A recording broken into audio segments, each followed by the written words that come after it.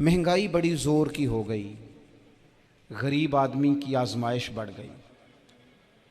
हमेशा महंगाई से गरीब लोग मुतासिर होते हैं। अमीरों की तो चीज़ें महंगी हो जाती हैं, वो तो सिंगल उन्होंने जमा की होती हैं, महंगी होती हैं तो डबल में बेचते हैं। गरीब पिसता है। लेकिन दुख की बात यह है कि हम एक दूसरे का साथ नहीं देते। मकरूज ज़हनी अजियत का शिकार है। 3 दिन है ना ईद के, तो एक जोड़े से भी गुजारे जा सकते हैं। हमने इस ईद पे कोशिश करनी है कि हमारी गली में, हमारे मोहल्ले में, हमारे दाएं बाएं थोड़ा सफ़र करें, बच्चों को देखें, सरकारी स्कूल से निकलते बच्चों को देखें, मसाजिद मदारस से निकलते बच्चों को देखें। हम ना एक एक दो दो का साथ दें। ये जितनी सियासी जमातें काम कर रही हैं, जिनकी हुकूमत थी, जिनकी है, पता नहीं कल किसकी आएगी। मैं तो ज़ाती तौर पर इनसे पूरा मायूस हूँ।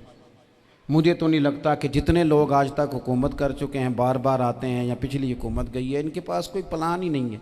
ये तो बेचारे एक दूसरे की टांगें खींचने के अलावा ना कुछ कर सके हैं, ना उम्मीद है कुछ करेंगे। लेकिन गरीब की तकलीफ़ बढ़ गई है। मेरे पास 20 लोग आते हैं, आते तो वो दुआ का कहने हैं, आते तो सिर्फ ये बताने हैं कि इस मुश्किल में हूँ, दुआ करना। लेकिन दोस्तों, लोगों की बातें सुन के बड़ी तकलीफ़ होती है। हम क्या किसी की मदद कर सकते हैं? हमारे लिए तो मदारस चलाने मुश्किल हैं, लेकिन लोग अजियत का शिकार हैं। ज़हनी कर्ब के नीचे लोग आ गए। इतनी बड़ी अजियतें खड़ी कर दी गई हैं। थोड़ा थोड़ा देखो, 2 का खाना 3 भी तो खा ही सकते हैं ना, 3 का खाना 4 भी तो खा ही सकते हैं ना। मेरे महबूब ने हमें ये नहीं कहा था ज़्यादा गोश्त पकाना, बल्कि रसूल पाक ने तो रंग ही बड़ा सादा दिया है। करीम ने फरमाया, आयशा शोरबा ज़रा ज़्यादा कर लो, पड़ोसियों को भी सालन दे देंगे। थोड़ा शोरबा ज़्यादा कर लो, इसी को बढ़ा लो, थोड़ा शोरबा बढ़ा लें, थोड़ा थोड़ा एक दूसरे की मदद करें, दस्ते शफ़क़त रखें। गलियों में सुनसान लोग, अब तो लोग एक दूसरे से दुख भी नहीं कहते, वो कहते हैं देना किसी ने है कुछ नहीं, और तमाशा अलग से बन जाएगा। दोस्तों, हमने खुद एक दूसरे का हाथ बटाना है। जो लोग साहिब सरवत हैं, देखो एक ही बाप की औलाद होती है, एक को अल्लाह बड़ा नवाज देता है, 2-3 कमज़ोर रह जाते हैं। उसको चाहिए वो दूसरों पे दस्ते शफ़क़त रखे। एक गली में सारे लोग एक ही कबीले के, एक ही इलाके के, एक आगे निकल गया है, उसे चाहिए वो दूसरों का ख्याल करे। ये ज़रूरी नहीं कि सामने वाला आपका शुक्रिया भी अदा करे। हज़रत आयशा सिद्दीक़ा रज़ी अल्लाह ताला अन्हा, अम्मा जी एक कनीज़ रखी हुई थी, हज़रत उस्मान गनी ने दी थी कि आपकी खिदमत करेंगी। तो वो कनीज़ कहती है कि अम्मा जी तो मेरी भी रोटियां पका देती थी, वो तो मेरे लिए भी खाने का एहतमाम कर देती थी, लेकिन कोई दरवाज़े पे अगर मांगने आता तो हज़रत आयशा सिद्दीक़ा मुझे कहती इसे खैरात दे आओ। तो मैं कहती अम्मा जी ये काम तो लोग दौड़ के करते हैं और आप ये मुझे कह रही हैं मैं कर दूं? तो हज़रत आयशा फरमाती जब कोई बंदा किसी को देता है तो वो शुक्रिया अदा करता है। मैं चाहती हूँ वो शुक्रिया भी तेरा ही अदा कर जाए, मैंने जो अजर लेना है वो रब की बारगाह से लेना है। तो हमारे यहाँ कुछ लोग समझते हैं कि सखावत सिर्फ रमज़ान में ही करनी है, और रमज़ान में सवाब ज़्यादा है, वरना राशन वंडन वाले लोग को ईदों बाद भी भुख लग दीजिए, ईद के बाद भी उसी तरह ही गरीब के साथ पेट होता है, लेकिन तवज्जो नहीं। इल्म का लुग़वी माना जानने के होते हैं। इल्म हासिल किया जाता है किसी चीज़ की मारिफत को हासिल करने के लिए। जब हम कोई इल्म हासिल करते हैं तो हम ये चाहते हैं कि हमें उस चीज़ के नफ़ा और नुकसान का पता चल जाए। और जब हम दीनी इल्म हासिल करते हैं तो उसका मकसद ये होता है कि हमें रज़ाइल और खसाइल इन दोनों की खबर हो जाए। खैर क्या है, शर क्या है, उसमें तमीज़ का मलका हमें नसीब हो जाए। अच्छाई और बुराई खुलकर हमारे सामने वाज़े हो जाए, ये मकसूद होता है इल्म से। इल्म से, तालीम से मकसद ज़्यादा बातें करना नहीं होता। एक आदमी बहुत ज़्यादा बातें करता है तो शायद बड़ा आलिम है, एक शख्स बहुत ज़्यादा गुफ्तगू करता है तो उसके पास मालूमात ज़्यादा, ऐसा नहीं। बल्कि हज़रत अब्दुल्ला इब्न मसूद रज़ी अल्लाह ताला अन्हु से जब किसी ने पूछा था कि बड़ा आलिम कौन होता है, तो आप फरमाने लगे जो रब से ज़्यादा डरे वो बड़ा आलिम है। और दलील उन्होंने ये दी कि अल्लाह करीम ने कुरान मजीद में फ़रमाया है कि इन्नमा यख्शल्लाह मिन इबादिहिल उलमा, अल्लाह के बंदों में से जो आलिम हैं वो रब से डरते हैं। तो दीनी तालीम, उसकी मालूमात हासिल करने की कोशिश करें, सही करें। कुरान मजीद की एक आया करीमा का कुछ हिस्सा जो मैंने तिलावत किया, उसमें अल्लाह करीम ने फ़रमाया अपने महबूब से, कहा वकुर रब्बि ज़िदनी इल्मा, ए महबूब आप मेरी बारगाह में ये दुआ मांगें, आप ये अर्ज़ करें कि ए रब मेरे इल्म में इजाफ़ा कर दे, ए मालिक मेरे इल्म में इजाफ़ा कर दे। बहुत सारी चीज़ें ऐसी होती हैं जिनकी ज़्यादती ठीक नहीं होती, वो ज़्यादा हो जाए तो नुकसान करती हैं, लेकिन इल्म एक ऐसी चीज़ है कि जिसके बारे में रब करीम ने कहा कि महबूब आप दुआ मांगें कि आपको ज़्यादा इल्म दिया जाए। और फिर इल्म एक ऐसी चीज़ है कि कोई भी आदमी ये दावा ना करे कि मैंने अब बड़ा हासिल कर लिया है, मेरी अब तकमील हो गई है, मैं अब मुकम्मल हो गया हूँ। जिनको अल्लाह ने गैब के ख़जानों की कुंजियाँ दी हैं ना, उनसे भी रब करीम ने कहा है कि महबूब आप दुआ करें कि मालिक मेरे इल्म में इजाफ़ा कर दे। तो जब वहाँ तक ये बात है तो फिर आम आदमी को भी चाहिए कि वो अपनी मालूमात में इजाफे का शौक़ पैदा करे। और तीसरी बात ये कि जो हुजूर के इल्म शरीफ पर बात करते हैं वो भी इस आयत से सीखें कि हुजूर का इल्म तो हर रोज़ रब उसमें इजाफ़ा फरमा रहा है, तो हर रोज़ इजाफ़ा हो रहा है। वलल आखिरतु खैरुल लका मिनल ऊला, हर रोज़ तरक्की हो रही है हुजूर के इल्म शरीफ की भी। तो हमारे यहाँ ज़्यादातर लोग बात इसलिए सीखते हैं कि मैं कोई कहीं से मसला सीखूँगा फिर जाके अपनी मस्जिद के इमाम को तंग करूँगा कि वहाँ तो मैं ये सुन के आया हूँ तो यहाँ ये काम क्यों नहीं होता। मैं कोई बात सीखूँगा तो फिर मैं उससे बहस का दरवाज़ा खोलूँगा।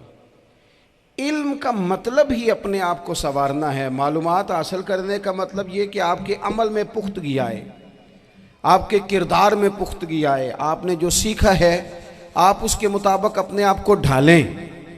मुस्लिम शरीफ में मौजूद है, नबी पाक सल्लल्लाहु अलैहि वसल्लम ने दुआ मांगी है, ए अल्लाह मैं उस इल्म से तेरी पनाह मांगता हूँ जो इल्म तो हो पर नफ़े वाला ना हो। जिस बंदे के इल्म ने उसे नफ़ा नहीं दिया, वो कुछ सीख नहीं सका उससे, तो उसका इल्म किसी को क्या नफ़ा देगा। जब खुद से उसने, और सूफिया किराम तो फरमाते हैं कि जो लोग बड़ी मालूमात हासिल कर लें, बड़ी बातें सीख लें, पंचायत में किसी को बोलने ना दें, घर में किसी को बोलने ना दें। बहुत सारे लोग तो उलमा को भी मशवरा देते हैं, बड़ी बातें करे, लेकिन अमल के लिहाज से बंदा ज़ीरो हो तो अहले दिल फरमाते हैं उसकी सोबत से बचो। उसे बड़ा पता है, बड़ी बातें आती हैं, बड़ी बातें आती हैं, बड़ी बातें करता है, लेकिन गुफ्तगू की हद तक तो बहुत बड़ा है, अमल के मामले में सिफर है। बहुत सारे लोग मस्जिद के हुजरे में मीटिंग हो रही होती है और वो लंबी लंबी दलीलें और मशवरे दे रहे होते हैं, नमाज का टाइम आ जाए तो उठ के चले जाते हैं, कहते हैं मैं अपने महल्ले दी मसीतें पढ़नी। कईयों को काम याद आ जाता है। फरमाया कि शख्स के पास मालूमात बड़ी हों लेकिन अमल के मामले में बंदा ज़ीरो हो तो उससे बचना क्यों? इसलिए कि अगर पढ़ा लिखा आदमी बेअमल हो ना तो वो अपनी बेअमली पर भी दलीलें पेश करता है। वो कहता है मैं ये काम नहीं करता तो ये मेरे पास दलील है। वो तो बेअमली को भी मुज़य्यन कर देगा माज़अल्लाह। तो दीनी तालीम एक तो हासिल इसलिए करें कि हमने अपने आप को संवारना है, और दूसरा इल्म का शौक़ तबीयत में हो। देखे ना, अल्लाह के हबीब सल्लल्लाहु अलैहि वसल्लम ने फरमाया है कि जो इल्म के रास्ते पे चल पड़ा वो जन्नत के रास्ते पे चल पड़ा है। जुमों में, महफिलों में कानों के जायके के लिए ना आए, इसलिए आए कि मेरे इल्म में, मेरे अमल में ये कोई इजाफे की बात बनेगी, मैं कोई नसीहत हासिल करूँगा तो मेरे दिल का जंग उतरेगा। हमारे यहाँ लोग मज़े के लिए आते हैं और आजकल लोग फ़ोटो के लिए आते हैं। इन दो कामों से निकल कर खालिस इस्लाह की नीयत से इल्म का शौक़, हमारे यहाँ तेज़ी से एक हरकत की गई, उलमा का वक़ार ख़राब किया गया और लोगों को दीनी उलूम से दूर किया गया। और इसमें बाज़ बेचारे वाइज़ीन और खुतबा ने भी किरदार अदा किया जब जाली पीर की तारीफ़ें खोल के की, और उसे पता नहीं कहाँ तक ये स्टेज होते हैं ना, इनमें को बंदा अच्छा लगे भी तो उसके लिए दुआ करनी चाहिए, तारीफ़ें नहीं करनी चाहिए। तारीफ़ें उसका कोई फ़ायदा नहीं है, उसको, उस बंदे को तो दुआ का फ़ायदा है। अगर आपको अच्छा लग रहा है तो उसे दुआ दें, उससे ज़्यादा कुछ नहीं करें। और हमारे यहाँ जनाब वो नकीबे महफिल बेचारे की शामत आ जाती है अगर तारीफ़ें थोड़ी करे तो, कहते हैं इन्हों तो ना ही नहीं लेना होंगे। वो भाई इसके नाम लेने से आपका कद ऊंचा होता है। तो इल्म और आलिम, इन दोनों चीज़ों से कौम को दूर किया गया। दीनी तालीमात का फुकदान है। जो मैट्रिक तक लोग 60-70 किताबें पढ़ जाते हैं उन्हें भी कुरान पाक ठीक से नहीं पढ़ना आता, दूर किया गया। आप मुझे बताइए, चलें एक मस्जिद ही आप देख लें, उस मस्जिद के अंदर अगर एक तरफ एक आलिम दीन मिशकात शरीफ खोल के बैठे हों, हदीस पाक का दर्स हो रहा है, या बाहर शरीयत खोल के बैठे हैं, फ़िक़ही मसाइल बयान किए, और उसी मस्जिद में एक बाबा जी जुब्बा पहन के तगड़ा सा बड़ी सी पगड़ी बांध के और 500 दाने वाली तस्बीह लेके बैठे हैं। अब एक बंदा अंदर आता है तो वो किधर जाएगा, आलिम की तरफ के बाबा जी की तरफ? वो क्यों जा रहा है भला बाबा जी की तरफ? वो इसलिए कि हमने उसे ये बताया ही नहीं कि जिस तरह सुभान अल्लाह सुभान अल्लाह सुभान अल्लाह पढ़ना इबादत है ना, इसी तरह दाराबा दाराबा पढ़ना भी इबादत है। उसे हमने बताया नहीं कि जब तक इल्म के रास्ते में रहना भी इबादत है, जब तक उसे ये समझ नहीं ना आएगी कि जिस तरह वज़ाइफ की किताब पढ़ना इबादत है, इसी तरह मिशकात शरीफ पढ़ना भी इबादत है, हदीस बुखारी का दर्स लेना भी इबादत है, मुस्लिम शरीफ की अहादीस पर अपने असातिज़ा से बैठकर दुरूस पाना भी इबादत। जब तक ये पूरा मिजाज देखे ना, नबी पाक सल्लल्लाहु अलैहि वसल्लम ने फरमाया रात की एक घड़ी भर दीन सीख लेना सारी रात नफल पढ़ने से बेहतर है। अब हमें समझना चाहिए कि किताब पढ़ के भी बंदा रब रसूल तक पहुंच सकता है। किताब व सुन्नत रास्ता आसान करते हैं, लेकिन हमारे यहाँ क्या मिजाज दिया गया है, बाबा जी के पास चलो, ज़रूर जाएं बाबा जी अगर नेक हैं तो, मना कोई नहीं कर रहा, लेकिन जो सोच हमें हुजूर ने दी है हमने उसी की सोच के मुताबिक अपने मामलात को तरतीब देना है ना। अब एक बात मैंने आपसे पूछी और आपने कहा कौम सारी बाबा जी की तरफ जाएगी। हदीस पाक किस तरह है, अल्लाह के महबूब मस्जिद शरीफ में तशरीफ़ लाए, दोनों जानिब लोगों के हलके बने हुए हैं, लोग बैठे हुए हैं, एक हलके में लोग अल्लाह की याद कर रहे हैं, जिक्र हो रहा है, एक हलके में बैठ के एक आलिम किताब व सुन्नत का दर्स दे रहे हैं, एक सहाबी और बाकी सुन रहे हैं। ख़ास तवज्जो करें नौजवान मेरी बात पर, रसूल करीम सल्लल्लाहु अलैहि वसल्लम दोनों के बीच खड़े हो गए और करीम ने फरमाया दोनों महफिलें खैर की हैं, दोनों ही हलके खैर के हैं। और फिर हुजूर फरमाने लगे मुझे चूँकि रब ने उस्ताद बना के भेजा है, मैं चूँकि मुअल्लिम बन के आया हूँ, यतलु अलैकुम आयातिना व युज़क्कीकुम, मैं चूँकि किताब व सुन्नत की तालीम के लिए आया हूँ। ये लफ्ज़ कहते कहते हुजूर उस जमात में बैठ गए जो दीन पढ़ और पढ़ा रही थी। हुजूर वहाँ बैठे जहाँ बात दीन की हो रही, जहाँ लोगों को अल्लाह रसूल की बात बताई जा रही। तो जुमे में वक्त पे आएँ, अपनी दीनी मालूमात मजबूत करें और अपने लिए मजबूत करें। मैं आपको बड़े दर्द से ये बात अर्ज़ करता हूँ, अगर दिन में 100 लोग मसला पूछते हैं ना शरीयत का, तो उनमें 95 लोग वो होते हैं जो तलाक का मसला पूछते हैं। वालिद साहब ने, बेटी के वालिद साहब ने 2 महीने पहले आर्डर दिया होता है फर्नीचर का। बेटे की शादी हो तो महीना पहले शेरवानी वाले को भी कहना पड़ता है, गाड़ियां बुक करानी पड़ती हैं, मैरिज हॉल बुक, ये सारे लवाजमात हम करते हैं। सारा कुछ किया, गाड़ी से घर बसना है, मैरिज हॉल से बसना है, फर्नीचर से बसना है, हमने सारा कुछ उनको बताया। लेकिन काश 2 घंटे बच्ची किसी मुअल्लिमा के पास जाती, बच्चा किसी उस्ताद के पास जाता, निकाह तलाक के मसले भी सीखते। मैं दावे से कहता हूं अगर हमें पता चल जाए कि 3 तलाकें इकट्ठी नहीं देनी चाहिए, क्योंकि दे दें तो हो जाती हैं, अगर हमें समझ आ जाए कि नहीं देनी चाहिए, ये मसला बयान हो, और ये वाले मसले हम महफिलों में भी नहीं बयान कर सकते, इसलिए कि लोग कहेंगे मसला तो वो बयान करें जिस पे नारे लगेंगे, आप कौम को ये क्या बता रहे हैं, ये तो छोटा आलिम बताता है माज़अल्लाह इस तरह की बातें, तो बड़ी बड़ी कोई नुक्ते की बात बताएं। वो इस तरह हमारे यहाँ वो 1 घंटा पहले नहीं कहते तगड़े हो जो मैं जुमला देने लगा, वो पता नहीं जुमला आ रहा है कि एटम बम आ रहा है, तैयार हो जाओ, जो मेरा जुमला ज़ाया ना करना, इधर भाग के चला गया उधर भाग के आ जाओ। अल्लाह जाने वो जिस तरह कभी लगता है ना पटारी से, अल्लाह जाने क्या निकलेगा, मैं जुमला देने लगा हूँ। तो मैं कहता हूँ तू आराम से बैठ के भी जुमला दे दे, तेरे जुमले से क्या निकलेगा। और तू जुमला ना दे, हमें कोई आयत दे, तू जुमला छोड़ हमें कोई हदीस पाक सुना। यानी हर नकीब, हर खतीब, हर नात खा उठ के कहता है सारा कुरान ही हुजूर की तारीफ है। और भाई अगर सारा कुरान हुजूर की तारीफ है तो चंद आयतें पढ़ दे फिर तू भी। तूने पढ़ी तो एक भी नहीं और तू कहता जा रहा है सारा कुरान ही हुजूर की तारीफ है। ये वाली तारीफ भी तो सुनाना कौम को, जो ये बच्चे इनके उस्ताद इन्हें सिखा रहे हैं और ये सीख रहे हैं, इस तरफ भी तो सफ़र करें। तो मेरे अजीज, अगर लोगों को मसाइल का पता चले तो सैकड़ों घर बच जाएं तबाह होने से, बड़े बड़े घर बच जाएं, लेकिन मसाइल नहीं आते। मेरे पास मसला पूछने के लिए कुछ लोग आ गए तो 4-5 साल का बच्चा भी था जिसके वालिद ने गुस्से में अपनी बीवी को 3 तलाकें दी थी। तो छोटा सा बच्चा, कपड़े भी फटे पुराने, और हालत बता रही थी कि गरीबी है।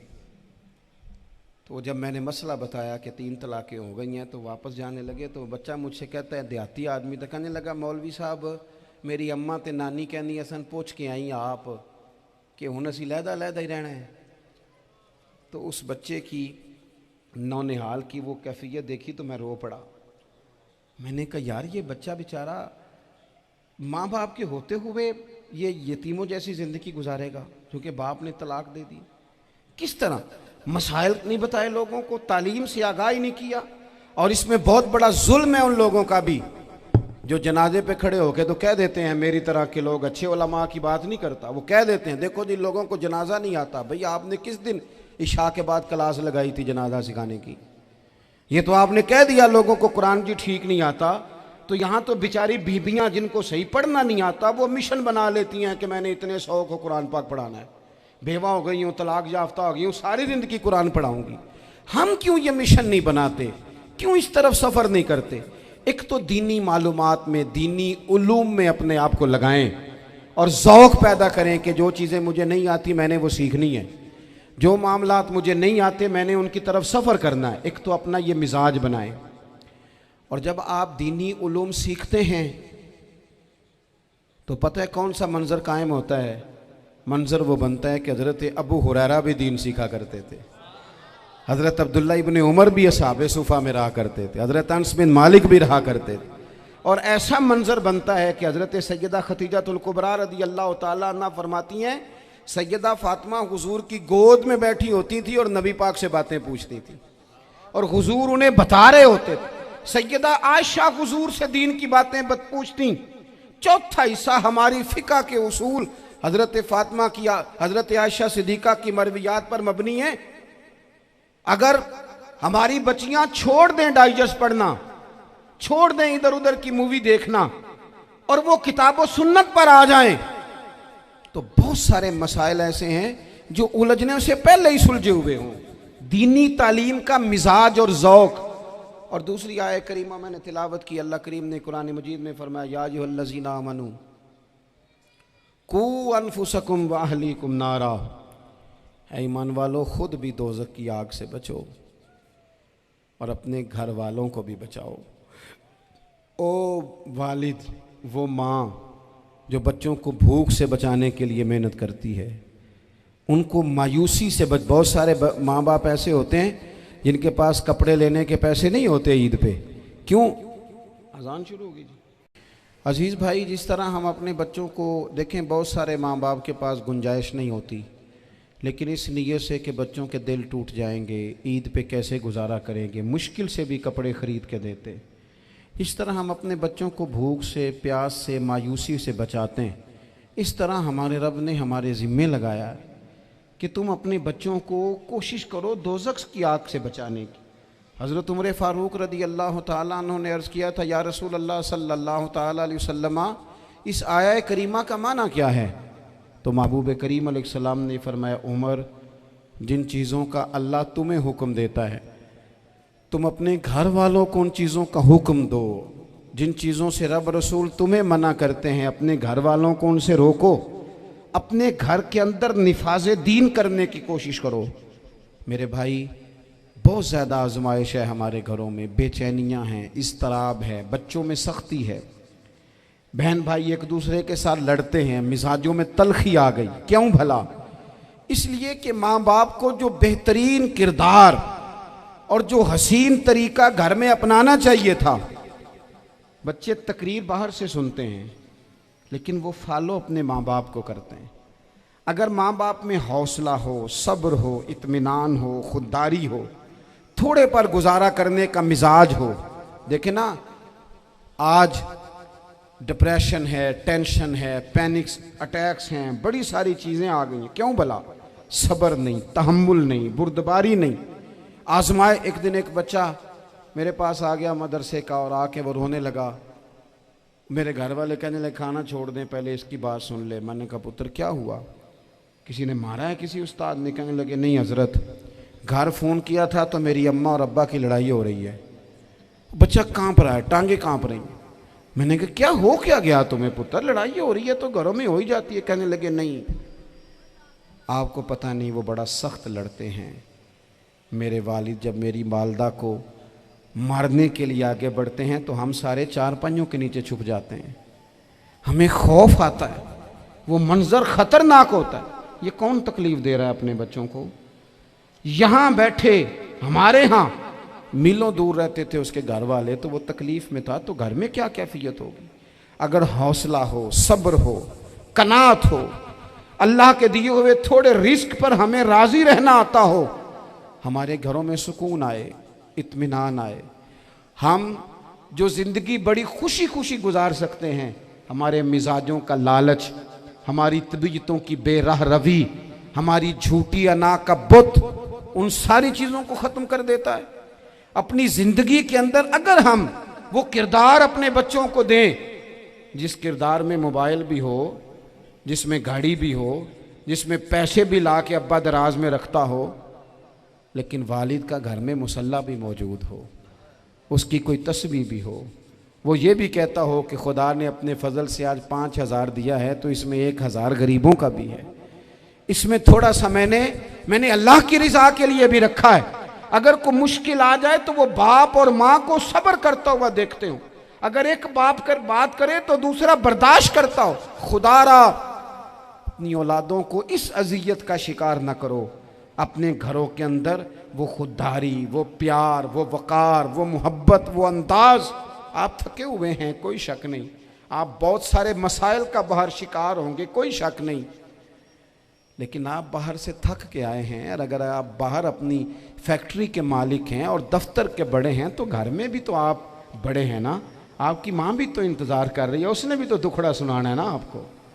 आप ये देखिए कि आपके बच्चे भी तो इंतज़ार कर रहे हैं, वो चाहते हैं कि अब्बा आके बैठे तो हम उनके सीने पे चढ़ के थोड़ा खेलें।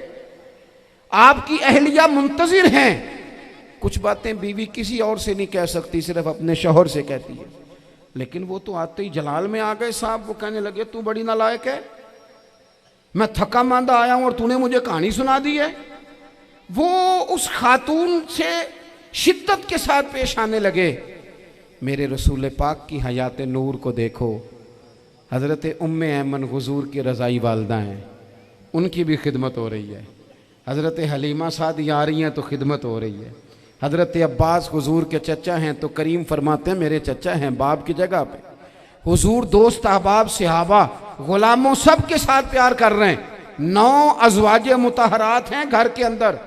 और कैफियत ये है कि हुजूर सिर्फ उनकी ज़रूरतों का ही ख्याल नहीं करते, ख्वाहिशात का ही ख्याल नहीं करते, बल्कि मेरे करीम का तरीका ये है कि कोई बंदा आज बोल क्या रहा है, वो कहाँ खड़ा है, आज उसके जुमले किस तरह के हैं, उसका लहजा किस तरह का हो गया है और उसे ठीक कैसे करना है।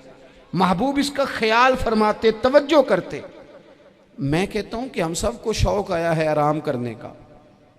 मैं सुबह 11 बजे से पहले अपने घर से निकल आया था और ये वक्त आ गया है और रात को खुदा जाने किस वक़्त घर पहुंचना है। कई दफ़ा कैफियत ये होती है कि गाड़ी से उतरते हैं तो फिर दिल करता है कि कोई उठा के चलाए ना कभी। इसके बावजूद बहुत सारे लोग नाराज़ रहते हैं कि हमसे मिल के नहीं गए, फ़ोटो नहीं खिंचवा के गए, फलानी जगह चाय नहीं पी के गए। ये तसलसल है। लेकिन मैं जितना मर्ज़ी थका मांदा घर जाऊँगा ना, कभी ऐसा नहीं हुआ कि मैं घर जाऊँ तो बड़ी टेंशन में जाऊँ। मेरी घर वाली एक दिन मुझसे कहने लगी, आपने कभी नहीं कहा कि मैं थका हुआ आया। बंदा थक भी तो जाता ही है ना, कभी कहाँ करे ना। मैंने उसे कहा पता क्यों नहीं कहता? इसलिए नहीं कहता कि मैं नहीं चाहता कि मेरे बच्चे ये कहें कि हमने दीन नहीं पढ़ना, हमारा बाप तो बड़ी मुश्किल में है। हम अपने काम के बारे में अपने घर में शिकवे करते हैं। आप किसी बच्चे से पूछ लें कौन सा काम करना है, कहता जो अब्बा जी कर दे रहे हैं वो नहीं करना। क्यों? कि अब्बा जी हर रोज़ तो कहते हैं मैं बड़ा उलझ गया हूँ, ये काम बड़ा मुश्किल है। मैं चाहता हूँ कि मैं अपने बच्चों को ये बताऊँ कि पुत्र मैं तो जिधर जाता हूँ फूल ही फूल हैं, मैं तो जिधर से गुजरता हूँ मोहब्बत ही मोहब्बत है, मैं तो जिधर से देखता हूँ दुआएं ही मिलती हैं, ताकि उनका शौक पैदा हो। मेरे अजीज़, आप थोड़ा सा दिल बड़ा करें। अगर आप एक की वजह से पूरा घर सुकून में आ जाता है तो आप दिल बड़ा क्यों नहीं करते? जगह ढूंढते हैं बस मुझे कोई तंग ना करे, कोई मेरी बाप माँ बदौलत को कोई परेशान ना करे। बुखारी शरीफ सुनिए, हज़रत आयशा सिद्दीक़ा रज़ी अल्लाह ताला अन्हा बैठी हैं। हुजूर फरमाने लगे, आयशा आज एक बात ना बताऊं तुम्हें? या रसूलल्लाह बताइए। हुजूर फरमाने लगे, जब तुम मुझसे नाराज़ होती हो तब भी मुझे पता चल जाता है, और जब राज़ी होती हो फिर भी पता चल जाता है। तो हज़रत सैयद आयशा सिद्दीक़ा बात सुन के बड़ी खुश हुई। या रसूलल्लाह वो कैसे? हुजूर फरमाने लगे, कभी कभी तुम कसम उठाती हो। या रसूलल्लाह हाँ। फरमाया जब होती हो ना राज़ी खुश, तो फिर कहती हो मुझे रब्बे मोहम्मद की कसम सल्लल्लाहु अलैहि वसल्लम। फिर तुम मेरे नाम के साथ रब करीम का नाम मिला के कसम उठाती हो, रब्बे मोहम्मद की कसम। या रसूलल्लाह बिल्कुल ऐसे ही है। और फरमाया जब तुम्हारे दिल में कोई बात होती है ना, तो फिर तुम कहती हो मुझे रब्बे इब्राहीम अलैहिस्सलाम की कसम, फिर तुम रब्बे मोहम्मद नहीं कहती। ये बुखारी मुस्लिम में मौजूद है। हज़रत आयशा सिद्दीक़ा ने तो बात सुनी तो खिल गई तबीयत, कहने लगी करीम सदके जाऊं, यहाँ तक ख्याल फरमाते हो? किसके जुमले कहाँ पहुँच गए, यहाँ तक ख्याल है? फरमाया मुझे पता चल जाता है कि तुम्हारी कैफियत क्या है, कहाँ खड़ी हो। ओ भाई, हम तो अपनी माँ का भी ख्याल नहीं रखते। हमारा बाप कहाँ बेचारा खड़ा है, वो तो इंतज़ार में था कि कोई 10 मिनट मेरे पास बैठेगा, तवज्जो ही नहीं, जज्बात का ख्याल ही नहीं।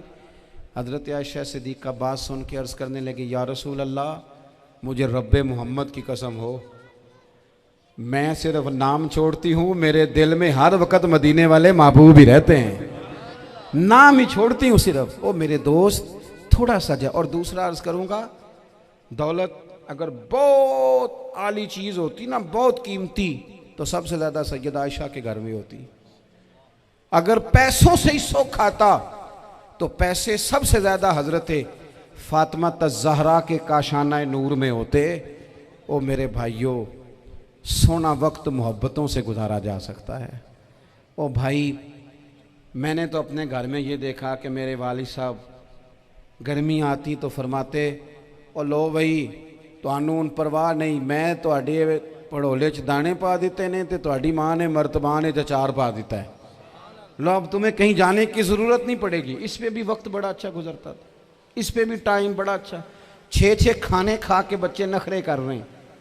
मैंने अपने वालिद साहब से एक दिन कहा, मैं क्या अब्बा जी तुहानू पसंद की है? फरमान लगे, पुत्र जे तो लगी होवे भुख फिर तो हर शाही, और अगर भूख ना हो तो फिर नखरे ही नखरे हैं, फिर क्या पसंद होना है? तबीयत नहीं। अपने घरों में, अपने दोस्तों में इत्मीनान पैदा करें, इस तरह से बाहर आएँ।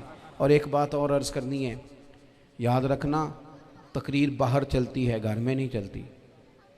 घर में अमल चलता है।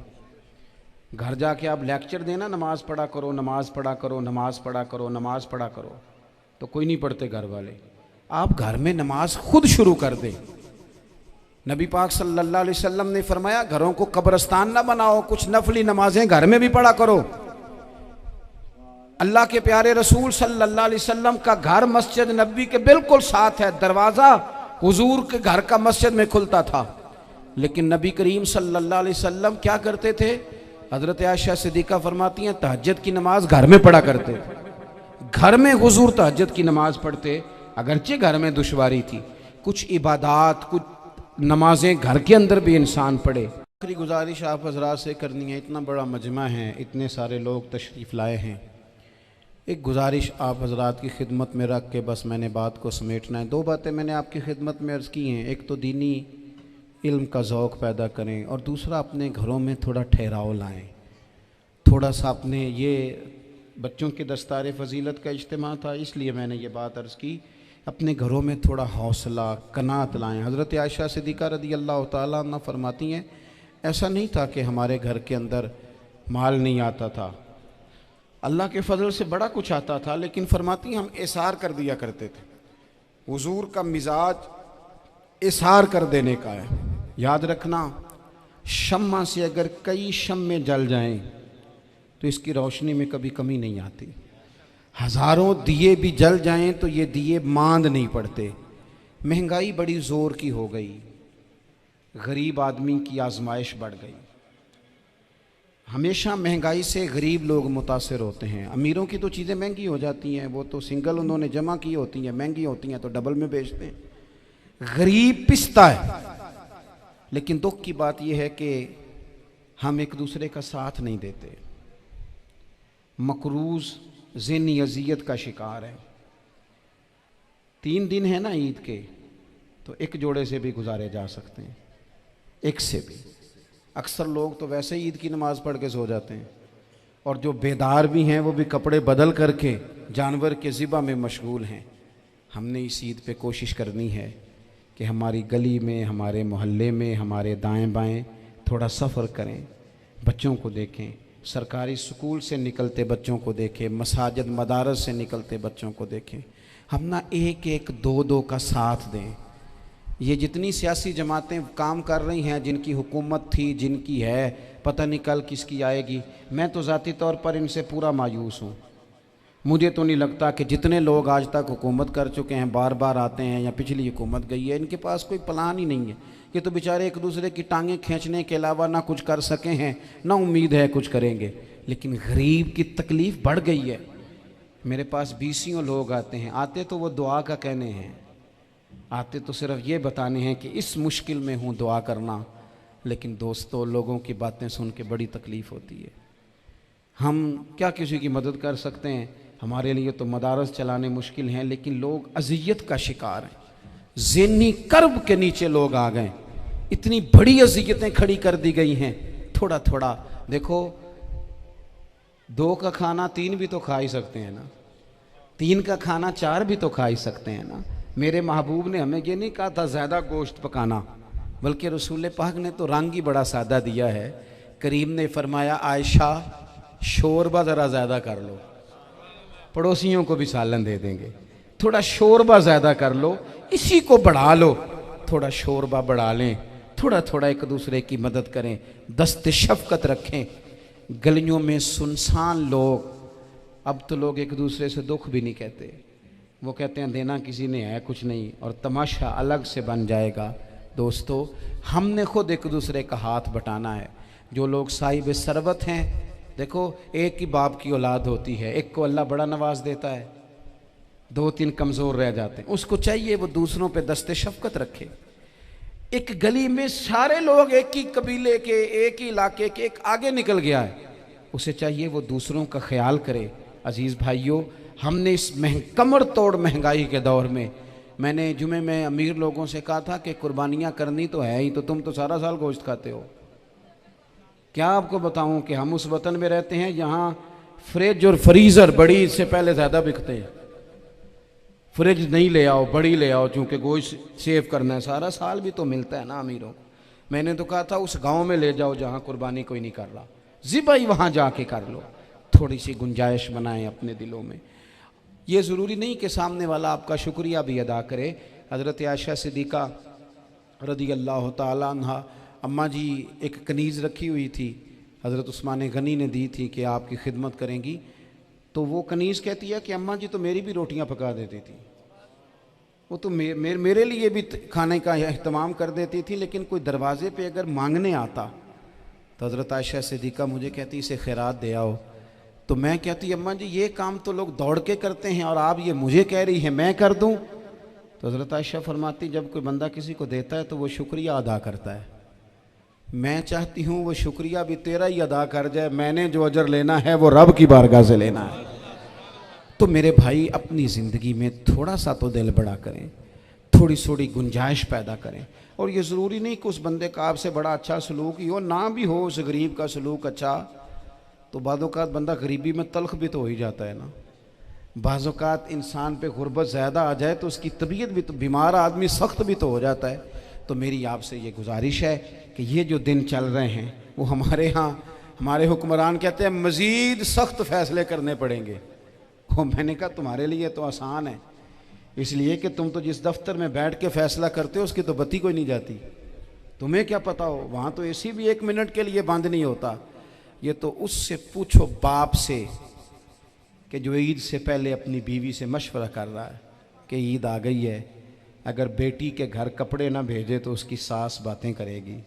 ये छोटी ईद गुजरी थी ना, तो हमारे यहाँ कुछ लोग समझते हैं कि सखावत सिर्फ रमज़ान में ही करनी है और रमज़ान में सवाब ज़्यादा है, वरना राशन वंडन वाले और लोग को ईदों बाद भी भूख लग दीजिए, ईद के बाद भी उसी तरह ही गरीब के साथ पेट होता है, लेकिन तवज्जो नहीं।